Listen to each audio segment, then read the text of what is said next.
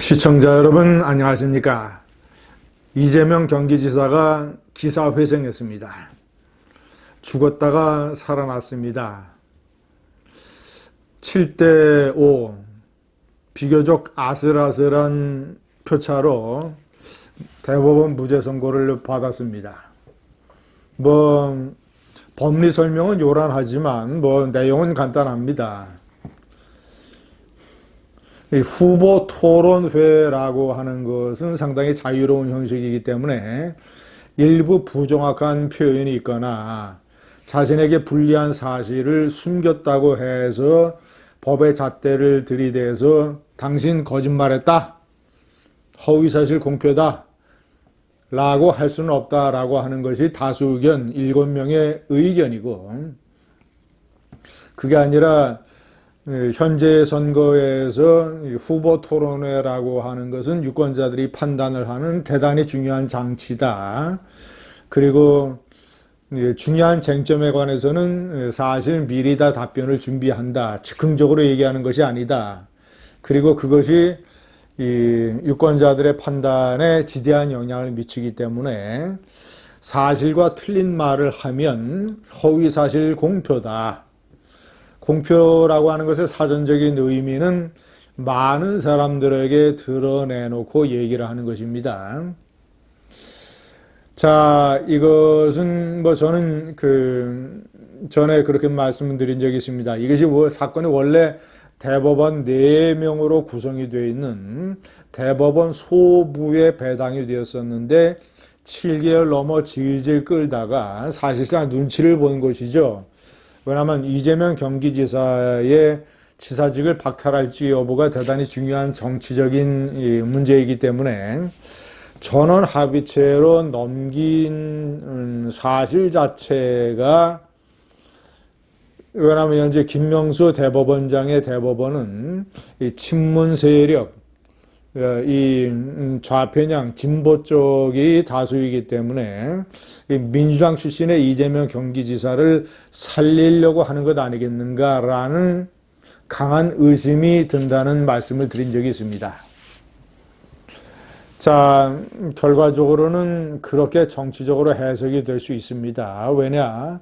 사실 이재명 지사가 많은 사람들이 지켜보는 TV 토론회에서 당신 친형의 강제 입원에 관여한 적이 있느냐라는 취지의 질문을 김영환 후보가 계속 해댔던 거 아니겠습니까? 그런데 이재명 지사의 답변은 관여한 적이 없다라는 거였습니다.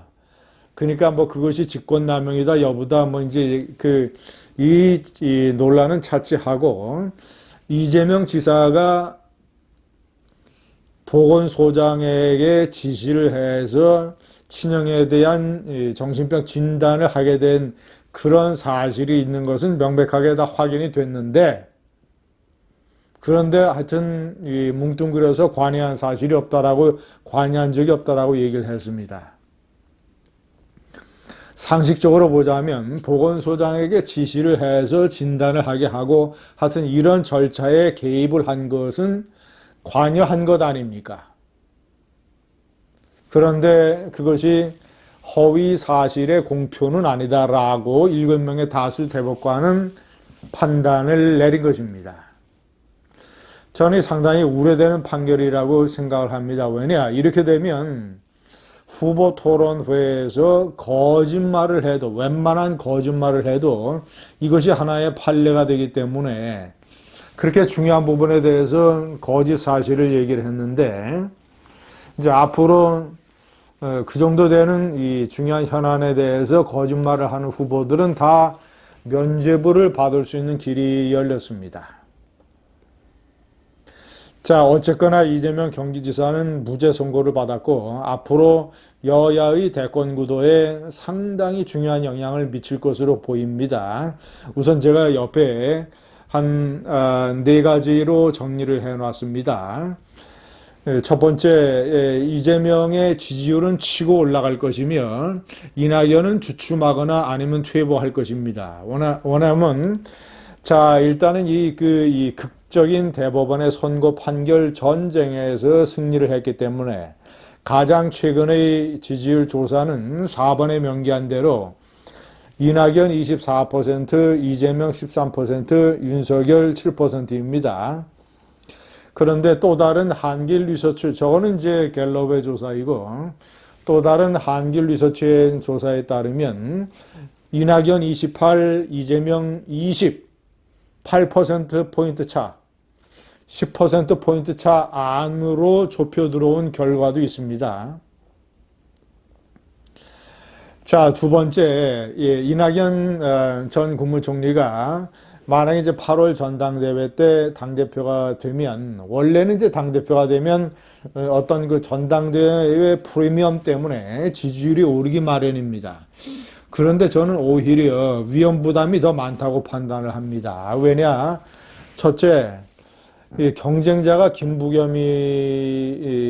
전 의원이기 때문에 지금 너무 약체입니다.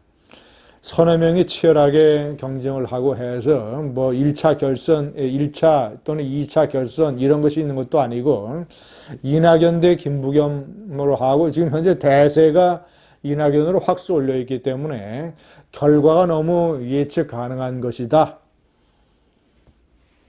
미지근한 경선, 심심한 경선으로 끝날 수가 있다. 자, 세 번째. 그리고 두 번째, 당대표의 위험 노출. 자, 앞으로 8월 달에 전당대회에서 이낙연이 당대표가 되면 당대표로서 얻을 수 있는 프리미엄보다는 시한폭탄이 많이 숨겨져 있다.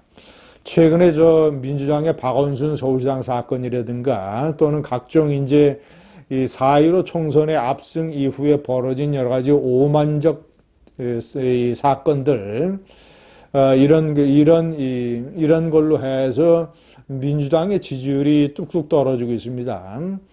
문재인의 지지도도 뚝뚝 떨어져서 오늘 44%, 반대가 51%, 7%포인트 차, 오차 범위 바깥으로 데드 크로스, 이른바 반대가 긍정을 앞지르는 것이죠.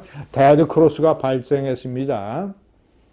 민주당과 미래통합당의 지지율 격차도 이 오차 범위 내로 줄어들었습니다. 여러 가지 상임위 싹쓸이라든가 예를 들자면 부동산 파동, 그 다음에 박원순 서울시장 이 사건으로 인해서 30대와 여성층의 지지율이 아주 큰 폭으로 폭락했습니다. 이런 것들. 자, 그런데 문제는 이낙연이 민주당의 당대표를 맡으면 앞으로 현재의 민주당의 속성상 여러 가지 이 실수와 오만과 이 스캔들과 이런 것이 이어질 가능성이 높다. 자, 그러면 그런 책임은 당대표에게 상당 부분 돌아올 것이다.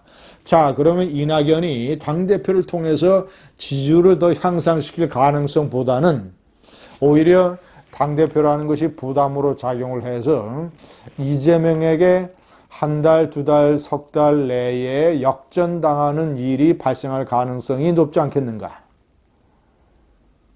자, 그리고 이낙연과 이재명의 이 경쟁력 비교를 보자면 이재명은 이낙연의 띠동갑입니다. 1964년생, 이낙연은 1952년생, 12살이나 이낙연보다 젊습니다. 자, 그리고 제 시청자들이 댓글을 달아놓은 거 보면 예를 들어서 나는 이재명이 너무 싫다. 저하고 심정이 똑같습니다. 저는 이재명의 경박성 그리고 파퓰리스트 같은 이런 이 무책임한 태도 이런 것에 대해서 한미동맹에 대한 어떤 상당 부분 경시하는 태도, 친북주의적 자세, 좌파 성향 이런 걸로 인해서 이재명을 상당히 경계하고 싫어하고 질책하는 입장입니다만은 많은 시청자분들이 저하고 같은 심정입니다. 그런데 이상하게도 주변에서 이재명을 좋아하는 사람들이 적지 않다라는 이 댓글을 남기는 경우들이 있습니다. 시청자 여러분, 이런 것들은 이낙연에 대해서 좌파 측의 시각으로 봤을 때는 이낙연에 대해서 이재명이가 가지고 있는 우월적인 경쟁력입니다.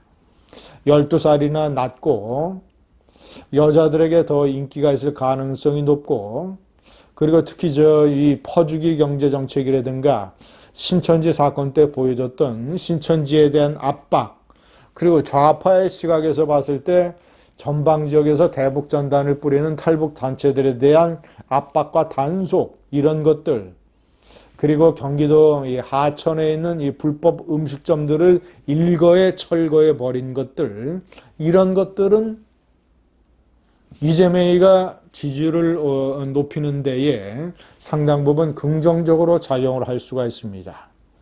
자, 그러면 한 달, 두 달, 석 달 내에 만약에 지지율에 역전이 돼버리면, 그리고 더 치고 나가면 우파의 입장에서 봤을 때 이낙연이가 더 유리합니까? 이재명이가 더 유리합니까?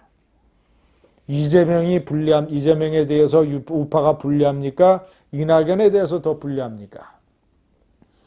우파는 이재명을 철저하게 연구하고 이재명에 대한 대책을 세워야 됩니다.